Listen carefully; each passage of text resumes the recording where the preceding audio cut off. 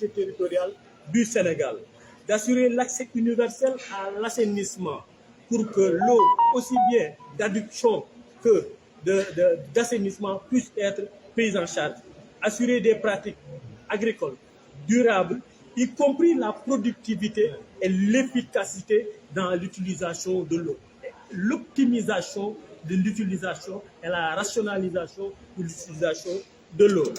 réduction de la pollution diffuse et de la diminution des pertes alimentaires, et engager et réhabiliter les communes à être des moteurs de véritables politiques socio-économiques de développement au lieu d'être des moteurs de prise en charge des questions conjoncturelles. Enfin, réduire ce fossé urbain-rural.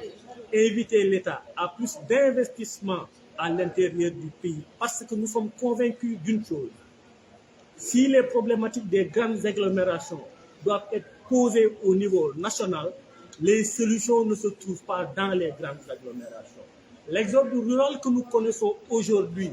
qui n'est que l'exode d'une partie du territoire vers une autre partie du territoire, donc de l'intérieur du pays vers Dakar, ne peut être rompu qu'en investissant dans les communes de l'intérieur du pays pour cet équilibre territorial dont parle le plan émergent, Sénégal émergent, pour que l'intérieur du pays ait plus de valeur en investissement structurant puisse être engagé. C'est vrai que le régime du président Macky Sall a énormément fait dans l'équilibre territorial en investissant dans des infrastructures structurantes. Nous savons aujourd'hui que le tour Ila Touba y a énormément contribué et les différentes voies de circulation de l'intérieur du pays. Mais il nous faut plus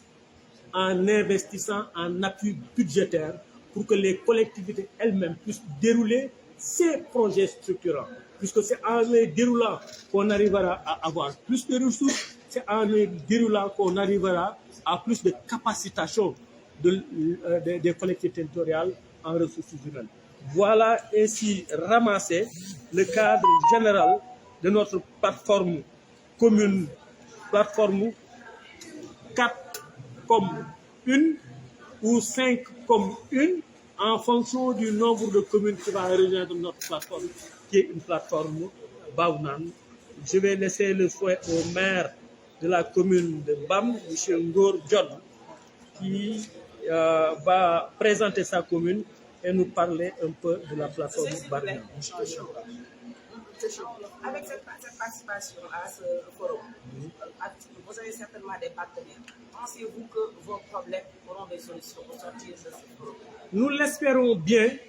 parce qu'un forum mondial n'est qu'un événement déclencheur de contact. C'est le suivi après qui va permettre d'apporter des solutions et nos capacités à pouvoir traduire nos premiers besoins en une problématique présentée à ces partenaires-là. Nous sommes là, oui, pour nouer des contacts, mais cela ne suffit pas. Il faut que les collectivités présentes sachent faire du suivi pour que les contacts puissent aboutir à des partenariats gagnants pour nos collectivités. Le résumé de ce que vous avez dit tantôt en français, donc koy tënk rek pas nga kii mais da koy tënk ci général bi rek.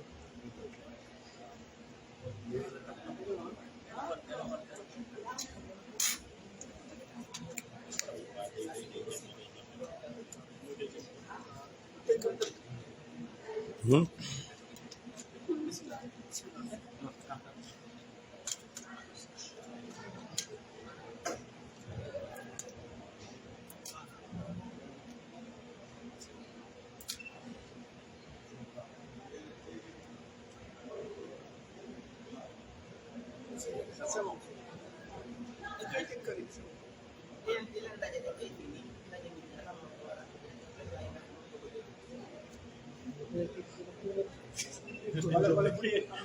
Non, on va essayer. C'est bon, on y va. Voilà, jërëjëf. Salaamaaleykum. Jërë ngeen jëf ci seen teewaay fii ci plateforme bi ñuy woowee plateforme Baounan ci forum mondial de l'eau édition 2022. Plateforme bii nag dañ ko seq ak yeneen ñetti commune bu Xombol, commune bu Mbam, commune bu Yoro Alassane Tall ak commune bu Touba Toul ñoo ànd ci benn plateforme bu ñuy woowee Bawnaan fii ci forum du mondial de l'eau 2022. Bawnaan nag ci jamono bu yàgg mag ñi bu ñu toogoon jamono ba taw daal di yéex a ñëw dañ daan dajaloo ku ci nekk sa gëm-gëm nga ñëw toog ñaan même ci ki nga xam ne nii ay xërëm la gën dañ daan ñëw ànd ci benn événement culturel benn événement religieux benn événement culturel kenn ku ci nekk toog ñaan pour que ndox wàcc loolu lañ doon def Bawnaan ndox daan wàcc ci jamono ñun nag ñu ni tey dañuy ñëw ci plateforme bi ñu tuddee ko Bawnaan defar nag beneen forme Bawnaan boo xam ne nii forme Bawnaan bu yees la Bawnaanu partenariat Bawnaanu ndox Bawnaanu njariñ pour dëkk yi nga xam ne nii ñooñu yebal pour ñu toogal leen tey plateforme bi ñeenti commune ñoo ko séq waaye dafa am lu ñuy woowee intercommunalité ci digaloo ay dëkk maanaam ñaari dëkk yoo xam ne nii dañoo digaloo mën nañoo ànd def intercommunalité waaye ñun dañoo bëgg a yegg ci intercommunalité centre d'intérêt ay collectivité territoriale maanaam ay dëkk-dëkkaan yoo xam ne nii ñiroon nañ ay soxla bokk nañ ay bëgg-bëgg ana naka la ñuy def pour ànd ngir yëkkateendoo di dóorandoo bëgg-bëgg yooyu ñuy ñëw di ko saafara ànd ak ay partenaires yombal leen duggin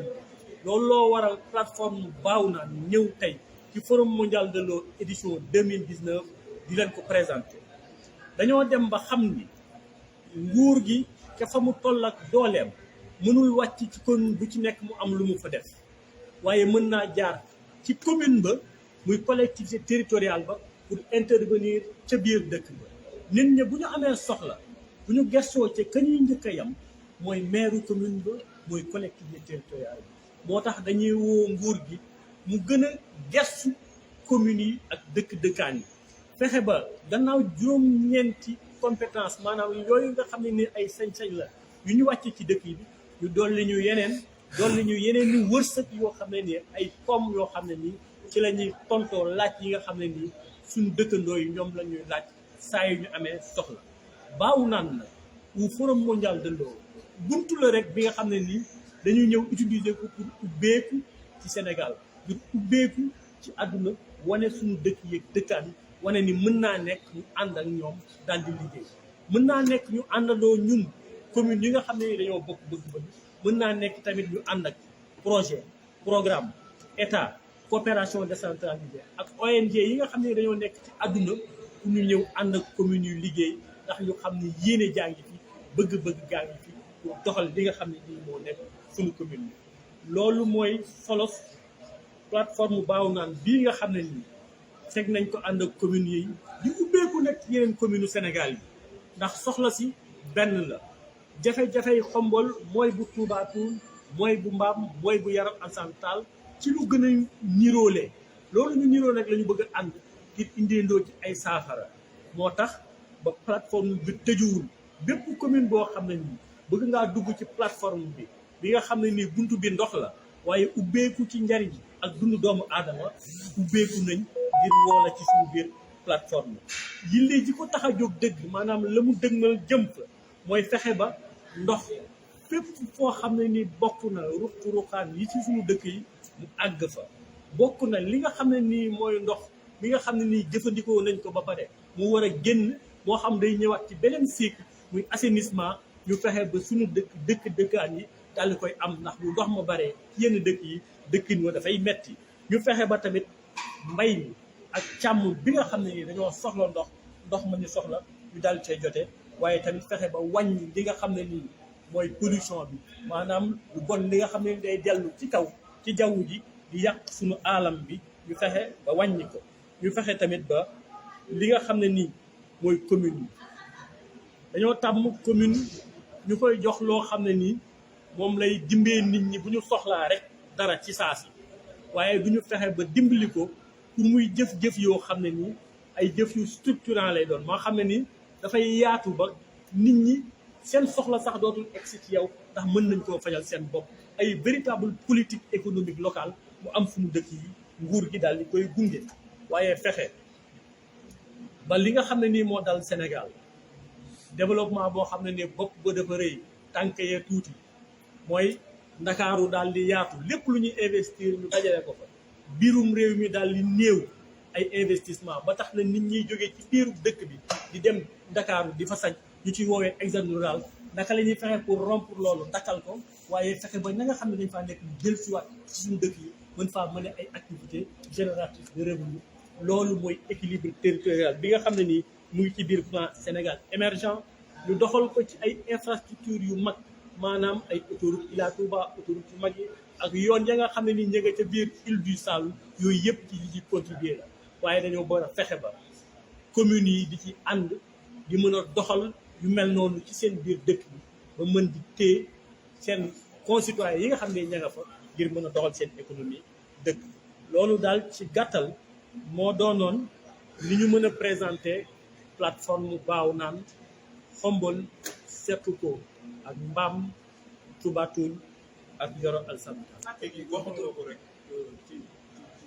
baawu naan dëgg la nga ne Mbam Yoro Alassane xombol Toubatoul bu mu mel ni dañoo nar a def wat gaal yëgu léegi ci wat gaal yëgoo boobu maanaam déggoo bi connectivité des collectivités territoriales yooyu dañoo gis ne Kaolack léegi meññeefu mbay bu ne mu ngi fa maanaam léegi nekkatul bas capital du bassin arachidier léegi Kaolack dañ fay bay léegi lépp variété yëpp donc léegi Kaolack est devenu la capitale du bassin agricole ci loolu noonu naka la baawu naan mën a ñëwee toftalu ci pour gën a am promotion yëkkati loolu mu nekk. waaw dëgg la spéculation yi bari na ci réew mi dañ doon dëkkale mbay mu ci nekk ab zone ñu ne wàll wi day bañ gerte ñu tuddee ko bassin arachidier wàll wi day bañ bay ceeb ñu tuddee ko vallée wàll wi day def anacarde ñu tuddee ko les produits de la forêt wàll wi di def ay yoxos ak ay paañ jóge ci île du Saloum loolu la ñu sérieux woon économie ak intervention mbay mi waaye ñu dem ba xam ne jamono kenn mënul jël dara nga dëkkale ko fenn mbayum ceeb mën naa dem ba ca joor ga ñu bay ko fa leneen ak leneen mën nañ koo bay ci yeneen zone Sénégal yi moo tax ba plateforme mu baawu naan muy yaatal accès ndox bu ndox accès fépp kenn ku ci nekk la nga bëgg mën nga koo def bu dee mbayum noor wala mbayum dër ñu seetlu ne gerte fa mu gënoon a bari fu ñu koy bay mooy fa nga xam ne ni dong mbayum noor lañ fay mbayum nawet lañ fay bay bu nawet ba jeexee pare nañ ci waaye bu ñu demee ba mën a am ndox toute l'année mën ngaa weesu mbayum gerte mën nañoo dem sax fa ñu jàppoon ne gerte dong lañ fa mën a bay ñu mën faa bay blé ñu mën faa bay cerise ñu mën faa bay fraise yooyu yëpp mën naa lekk il faut que les investisseurs viennent prendre des risques de spéculation spécifique yoo xam ne dañoo demoon sax ba jàpp ni alam bi nanguwu ko fii ci sunum réew waaye boo ko expérimenté à petite échelle da nga gis mu jàpp te bu jàppee di nga ko mën a yaatal ci yeneen yi donc loolu ngay wax ci Kaolack mën naa nekk dëgg plateforme baaw naan bu ñu demee ba yaatal ko dëgg commune yëpp dugg ci toutes ces problématiques de développement des collectivités territoriales mën nañ ko jël en charge à travers la plateforme.